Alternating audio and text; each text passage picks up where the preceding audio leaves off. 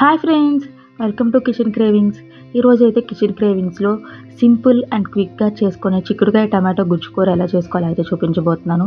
చెప్పడానికి చాలా simple curry, కానీ కంఫర్ట్ టేస్ట్లో అయితే చాలా బాగుంటుంది. ముందుగా అయితే కడాయి తీసుకొని అందులో 2 టేబుల్ స్పూన్ దాకా ఆయిల్ అయితే వేసుకోవాలి. ఆయిల్ కాస్త వేడెక్కిన తర్వాత ఇందులో సన్నగా తరిగి పెట్టుకున్న 1 కప్ దాకా ఉల్లిపాయలు వేసుకొని, ఉల్లిపాయలు అయితే కాస్త గోల్డెన్ బ్రౌన్ వచ్చినంత వరకు బాగా ఫ్రై చేసుకోవాలి.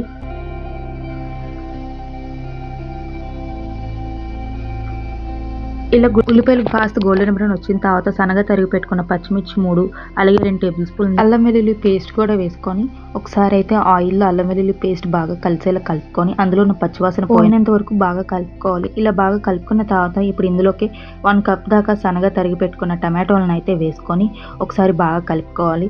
ఇలా టమాటో బాగా మెత్తగా గుజ్జుగా అయినంత వరకు ఒకసారి బాగా కలుపుకొని స్టవ్ మీడియం ఫ్లేమ్లో పెట్టుకొని బాగా గుజ్జుగా అయిన తర్వాత ఇప్పుడు ఇందులోకి 2 టేబుల్ స్పూన్ల దాకా కారం, 1 టేబుల్ స్పూన్ దాకా గరం మసాలా పొడి కూడా వేసుకొని మరొకసారి అయితే బాగా కలిసేలా కలుపుకొని అందులో నుంచి నూనె కాస్త బయటికి తేలుతున్నప్పుడు చేసి ఇందులో మనం కట్ చేసుకొని పక్కన పెట్టుకున్న చిక్కుడుకాయలు కూడా వేసుకొని మరొకసారి మసాలా మొత్తం చిక్కుడుకాయలకు పట్టేలా ఒకసారి బాగా కలుపుకోవాలి.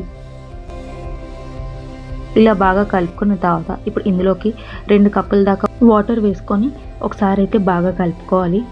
ఇలా బాగా కలుపుకున్న తర్వాత ఉప్పు కారం ఒకసారి రుచి చూసుకొని సరిపోకపోతే ఒకసారి సరి చేసుకొని పైన కొత్తిమీర చల్లుకొని స్టవ్ మీడియం టు హై ఫ్లేమ్లో అడ్జస్ట్ చేసుకొని మూత పెట్టి 10 నుంచి 15 నిమిషాల పాటు ఉడకనిచ్చుకుంటే చిక్కుడుకాయ అనేది కాస్త మెత్తబడుతుంది. ఇలా చిక్కుడుకాయ ఒకసారి మెత్తబడిందో లేదో ఒకసారి చెక్ చేసుకొని మరొక 10 నిమిషాల పాటు ఉడకనించుకుంటే ఎంతో ఈజీ అండ్ క్విక్గా చేసుకుని చిక్కుడుకాయ టమాటో గుజ్జుకూర అయితే రెడీ అవుతుంది. రెసిపీ కానీ మీకు నచ్చితే లైక్ చేయండి, షేర్ చేయండి, సబ్స్క్రైబ్ చేసుకోండి. మీకు ఎలా అనిపించిందో కామెంట్ సెక్షన్లో చెప్పండి.